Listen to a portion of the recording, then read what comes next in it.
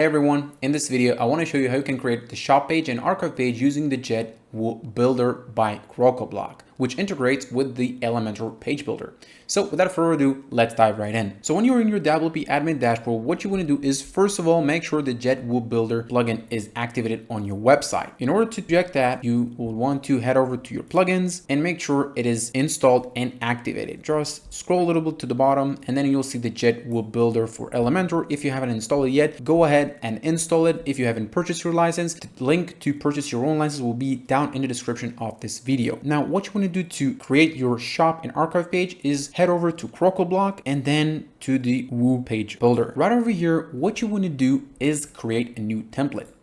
And right over here, you'll be greeted with a pop-up. Now, this pop-up will basically ask you which template you want to create for the, whatever is going to be an archive, thank you page, shop page, checkout page, or whatever it is. By default, set to a single product page. First, we're going to create our shop page and then we're going to create archive item. Now we have a few pre-made ones. I'm going to go with this one. Let's head over and give a name for this template, shop page template. Now create template. As you might be able to see here, we have a very basic template by JetWooBuilder or by Crocoblock, and here you can set up however you wanted to. I don't want to go over all these stylizing things that you can do on your own time. I won't be bothering you with this one, but just as you might be able to see here, we have the shop page template. What you want to do to remove it is head over to the wrench icon and right over here, add title. Right over here, and then it will disappear. First of all, let's head over and see what we have here. We have default sorting. We can sort by popular, average rating, latest, low to high, and high to low. Then we have to show some results, where it's going to be 1 to 20 or out of whatever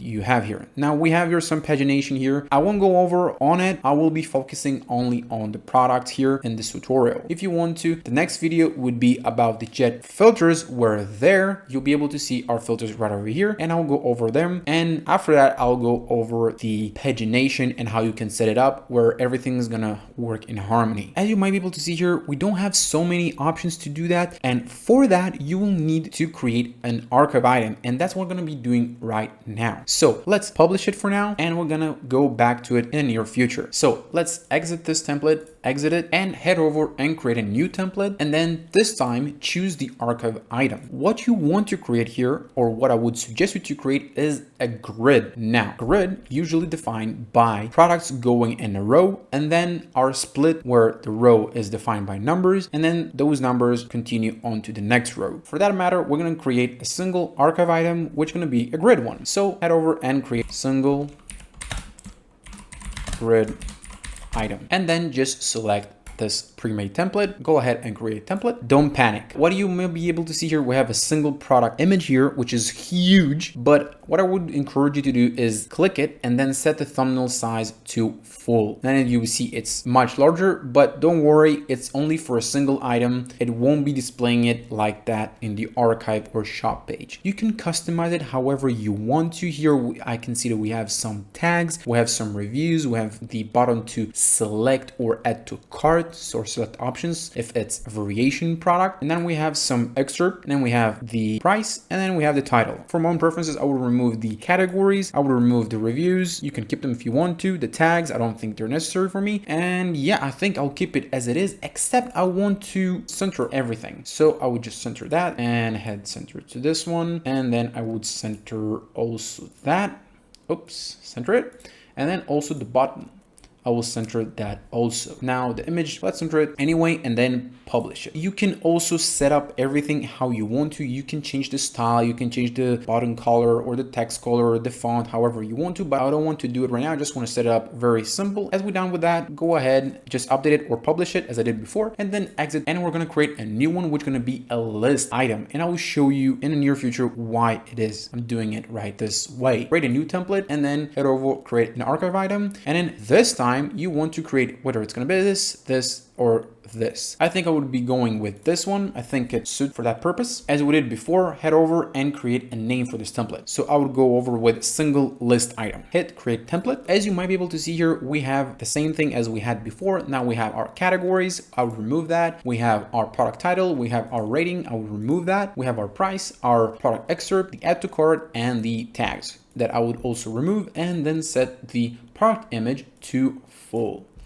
And also don't forget to publish it. Let's head over back to our templates and then let's head over back to our shop, where here we're gonna edit it with Elementor. And now I'm gonna show you why we did all what we did before. So sometimes people would want to see those products, whether it's gonna be in a grid when it is right now, or when it's in a list, when it's one under the other. So we're gonna be doing that right now. So click on this pencil icon to edit the product loop, as we can see here. But now we can see here that before using the custom template functionality, make sure to enable custom archive product options right over here. So let's click it, but let's open it in a new tab. So in the new tab, we can see here that it sends us to the WooCommerce settings. And if you haven't seen it before, so what happens when you install the JetWooBuilder plugin, it will add a new tab under the WooCommerce and under the settings. You will see it under the JetWooBuilder after the advanced tab. So right over here, make sure the widgets render method is set to Elementor default. Otherwise, it won't render all those elements and the code won't display as you might want to. Right over here, what you want to do is set the custom shop page to enable custom shop page and then choose the template that we just created for the shop page, and it will display shop page template. The next thing that you want to set up is the archive product. So custom archive products,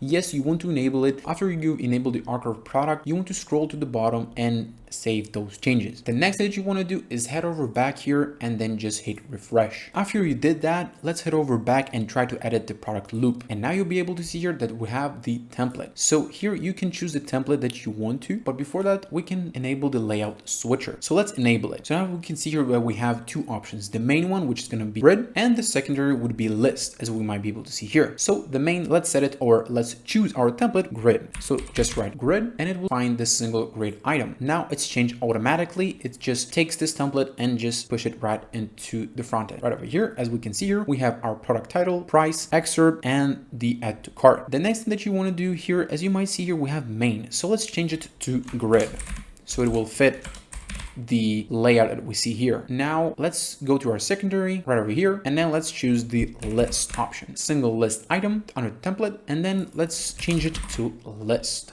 So let's update this template. Now we'll be able to see our template in the front end, but before we do so, let's change our hero section right over here because it doesn't fit what I want it to look like. If you haven't switched to the Flexbox container, as we might be able to see here, we have the old method of Elementor rendering those areas of this template. So let's hit convert and it will duplicate everything that is here. Let's cancel it. And then let's go back here. Now it's under a container of Flex. You can also set it to grid if you want to, but I will keep it in Flex. Let's change our background image. Let's go to style and then choose our image for this. Let's do something like this. Yeah, let's hit select and then let's do not contain. Let's do cover and then let's change the layout to something like min height of 400. Yeah, let's do 400 and then go to style, cover, and then let's do center. Nope, center. Yeah, I think that should be kind of great. Let's go over here into this container and let's center the text right over here. Let's do something like black and also this text so it won't go inside the background. Let's do black and then let's put an overlay onto the background image and then background overlay right over here. Let's set it classic and let's do black. Now let's change the text because now I see that it falls and it's just disappearing over there, and then let's set it to white and that also sets to